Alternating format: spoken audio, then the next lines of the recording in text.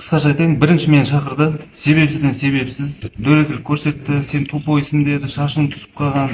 Кәдімгі тұрып жағымнан ұстады. Көмекшісінің өзі айтты, мен құрылыс басқармасының басшысы да айтты. Руслан Берденов құрылыс басқармасының басшысына айтқан, Жиенбайды соттатам, себебі көмекшіме мінез көрсетті деп айтқан деген нәрсе. Соған мән бермедіңіздер де. Бірінші сол. Екінші, мен ол кісіге жолығуды іздеген себебім, ол кісіні бәріңіз білесіздер. Корпуста тұрған адам, билікте адам көп, мәжілісте депутат болған.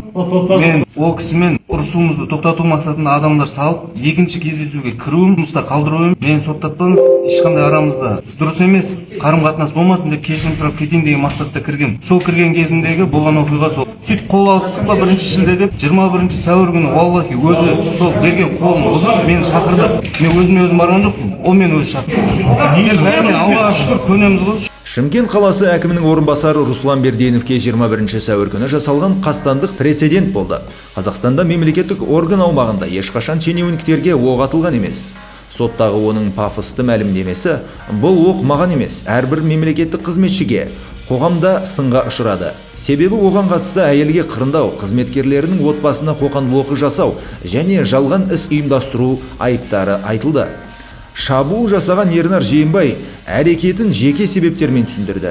Себебі тек қызғаныш болды. Ол Берденовтың оның әйеліне «Сен әдемісің» деген хабарлама жазғанын және оның отбасына «Әйелің жөзекше болады, балаң жетім болып қалады» деп қорлағанын айтты. Осындай мәлімдемелерден кейін жұрт Берденов не айтады деп күтті.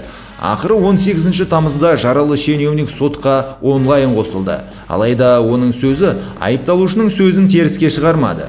Қайта насихатқа ұқсап кетті.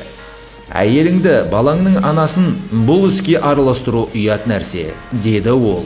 Берденов тек уағызға ұқсас сөздермен шектелді. Өз қолыммен жасағаным үшін өз басымен жауап беруім керек. Мен әрқашан биік сөздер айтамын, деді ол. Бұл әңгімеге еркек болсаң, өзіңнің әйелің, өзіңе бала берген әйеліңді бұл сасық әңгімеге қоспайтын. Қолмен жасадың ба, еркек болсаң, басымен көтеру керек. Мен көтерем. Әйеліңді қоспай, болмайтын өсек әңгімелерді айтады. Шымкент әкімі Ғабит Сыздыбеков болса үнсіз қалды. Оның орынбасары ауылдағы бандит секілді әрекет етсе де түсініктеме бермеді. Әкімдік бұл істі тұрмыстық жанжал деп көрсетіп, мораль мен бюджетке қатысты сұрақтарды айналып өтті. Жиенбай Берденов маған әкім Сыздықбековті жала жап деп ұсынды дегенде, әкімдіктің баспасөз қызметі тек пікір білдірмейміз деп жауап қатты. Финал күткендей болды. Жиенбай колонияға жіберілді. Бірақ басты салдар шымкенттіктердің билікке сенімі әлдеқайда қатты жараланды. Сот үкімі шыққаннан кейін Ернар Жиенбайдың әкесі мәлімдеме жасады. Ол бұған дейін іс бойынша еш пікір білдірмегенін атап өтті. Мен келісесіздер ме? Үкімет қазіргі таңда біз өзіміз ақылдасамыз, бірақ біздің сұраған бабымыз бойынша жазасын бермеді. 106 баппенен біз сұрағанбыз. Ендігі менің айтайын деген ойымды білмесеңіздер. Әкім болмай тұрып, 5 күн бұрын ұлыс медиа жүргізушісі, журналисті Самал журналистіменен берген сұхбатында былай деген мен көріп қалған едім. Региондағы әкімдер дұрыс шешім шығара алмайды, тез шығара алмайды деген кезде Самал сұрақ қойып, сіз қандай шығарасыз дегенде, мен шешімді тез шығарамын деген несі бар, көрсеңіздер болады. Одан бөлек әкімдердің айлығы 1,5 миллион деген не ол ақша, ол айлық емес деген нәрселерді кейін осыны не үшін айтып жатырмын мен? Ол кісі келе салып дұрыс шешім қабылдадым деп дұрыс шешім қабылдаған жоқ. Ол кісі өзінің шекарасынан өтіп кетті. Менің келінім мысалы айтайын, өсіп өнген жердің қызы, оған лайк басып, тағы да басқа әрекеттер бар, оны енді ол бәрін балам ішіне жұтып кетті, семьясын сақтап қалу үшін. Сіздер оны жаза жатты деп ойламаңыздар, ол болған нәрсе. Одан кейін өзі депутат болып келген, мемлекеттік саяси лауазым иесі сөйлеген сөздерін көріп отырсыздар. Сен деп сөйлейсің, сен деп сөйлеу деген өз қателік. Ол келе салып, мен әкім болып келдім, сен не білмейсің ба, неге алдыма келмейсің деу.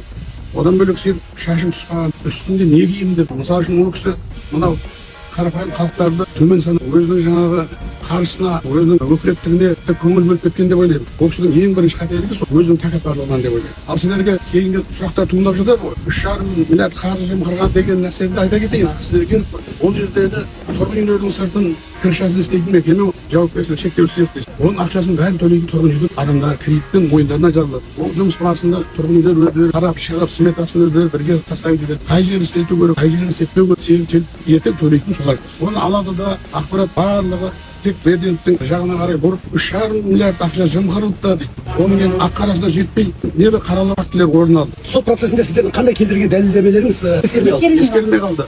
Ең бірінші келініміздің жан дүниесін қинамайық деп, бұл себептен мен балама да бірнеше рет айтып, келін туралы айтпай ақ қойшы. 25 жыл берсең алып кете берші деп өзіміз жасап жүр. Мен көп нәрселер айтылмай, біз тек жаңағы лайк басумен шектелдік. Кейінгі айтайын деген сот барысында дәлелденген фактілер ақпарат құралдарында айтылмады. Саяси қызметкер құрылыс басқармасының басшысына шақырып алып, сен ернарға тез арада кетпесе істі болады, қаматамын деудің өзі сенсация бұл ақпарат құралдары үшін. Бірақ оны өте төмен деңгейде айтылып жатыр.